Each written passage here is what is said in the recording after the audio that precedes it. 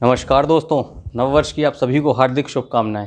मेरा नाम है धनंजय अग्रवाल और आज मैं एक नई सीरीज शुरू करने जा रहा हूं अबाउट इंटरनेशनल रिलेशन, जिसमें we will discuss about important historical and current international events which shape our global community. दोस्तों, इस सीरीज में आने वाले वीडियोस में डिस्कस किए हुए कॉन्सेप्ट्स को समझने के लिए आप लोगों का आज का ये वीडियो देखना बहुत ही महत्वपूर्ण है, क्योंकि आज के वीडियो में मैं उन बेसिक टर्मिनोलॉजीज को कवर करने जा रहा हूं जो आपको आने वाले इंटरनेशनल रिलेशन से रिलेटेड वीडियोस को समझने के लिए बहुत ही आसान बना देंगी। तो चलिए इंटरनेशनल रिलेशन की बेसिक टर्मिनोलॉजीज की शुरुआत करते हैं, जिसमें सबसे पहला टर्म है इंटरनेशनल रिलेशन।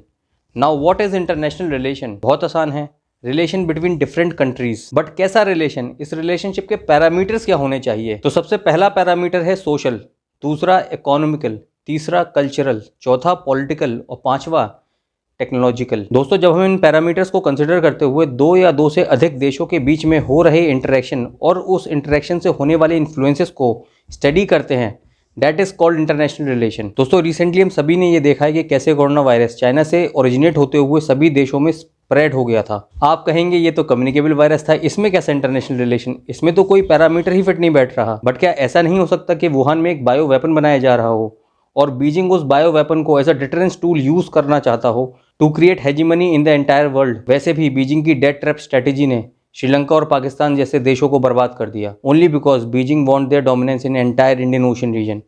सो होने को तो कुछ भी हो सकता है। दोस्तों, इंटरनेशनल रिलेशन में दूसरी टर्मिनोलॉजी है जो आप अक्सर न्यूज में सुनते रहते होंगे, दैट इज डिप्लोमेसी। अगर आप इंटरनेट पर डिप्लोमेसी टर्म को सर्च करेंगे, you will find this.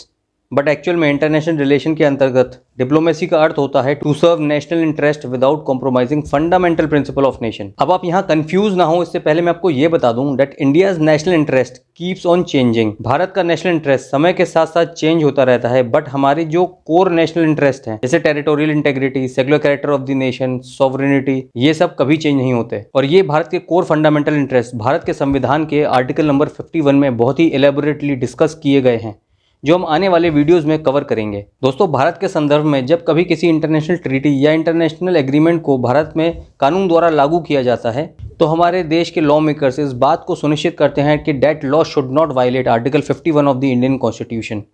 That is the power of Indian constitution. दोस्तों, डिप्लोमेसी यहाँ तक ही खत्म नहीं हो जाती। इसी डिप्लोमेसी को 3 पार्ट्स में डिवाइड किया जाता है for building better relation of India with other countries, जिसमें सबसे पहला है track 1 diplomacy, which is between government to government. दोस्तों, इस ट्रैक 1 डिप्लोमेसी में दुनिया के सारे देशों के high level political and military leaders एक साथ मिलकर ये निर्णय लेते हैं कि कैसे सभी देशों के बीच शांति कायम की जाए। ये पॉलिटिकल और मिलिट्री लीडर्स इस बात को भी सुनिश्चित करते हैं कि कभी भी ऐसे फैसले ना लिए जाएं जो अंतर्राष्ट्रीय शांति को भंग करें। इसीलिए हमारे देश के प्रधानमंत्री जी अक्सर विदेश यात्रा करते रहते हैं। कुछ लोगों को लगता है कि वो टैक्स पेयर के पैसों पर घूमने जा रहे हैं।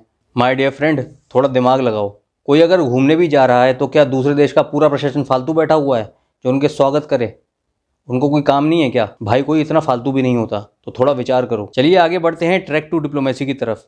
दोस्तों, track 2 diplomacy is between the civil societies of different countries. अब ये सिविल सोसाइटीज क्या है, आइए समझते हैं। दोस्तों, आप सभी ने ये सुना होगा, कहीं पढ़ा होगा कि कुछ ऐसी एनजीओज होती हैं जो कुछ स्पेसिफिक क्षेत्र में स्पेसिफिक कॉज के लिए काम करती हैं, जैसे एमनेस्टी इंटरनेशनल जो ह्यूमन राइट्स के लिए काम करती है, जैसे world wide fund for nature जो वाइल्ड लाइफ प्रिजर्वेशन के लिए काम करती है। दोस्तों, these NGOs act as catalyst for building better relationship between the countries. जैसे होता है ना कि हस्बैंड और वाइफ की फैमिलीज के लोग अगर अच्छा रिलेशनशिप बना के रखें तो हस्बैंड और वाइफ में भी अच्छी बॉन्डिंग रहती है।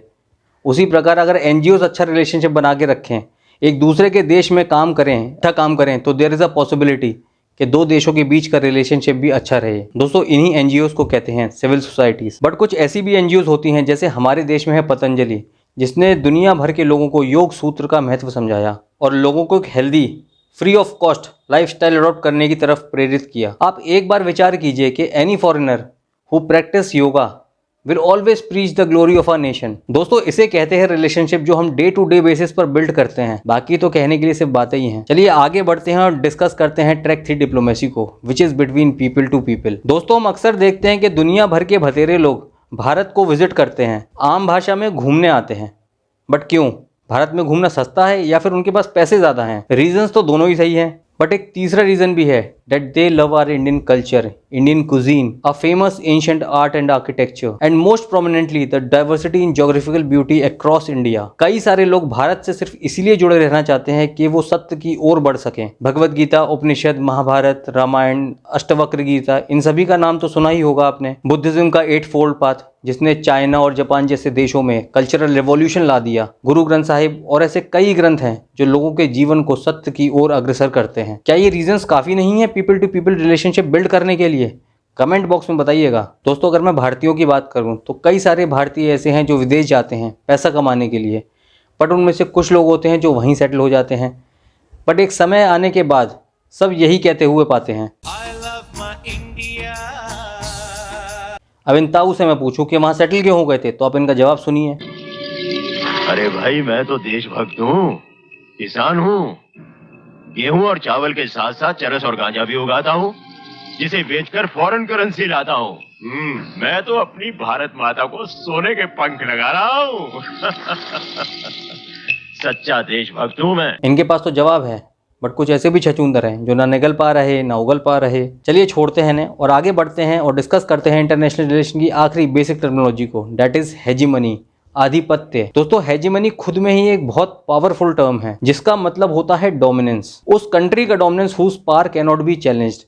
जैसे आज के समय है यूएस और China, they both are economical and military power and they both have a capability to change the global order. अब सोचने की बात है कि world largest democratic country India की क्या पोजीशन है। थोड़ा विचार कीजिए, आंसर ट्रैक 3 डिप्लोमेसी में छुपा हुआ है। अगर आपको आंसर मिल जाए तो कमेंट सेक्शन में जरूर लिखिएगा। वीडियो अच्छी लगी हो तो लाइक कीजिएगा और अगर आप चैनल पर नए हैं तो चैनल को सब्सक्राइब कीजिएगा।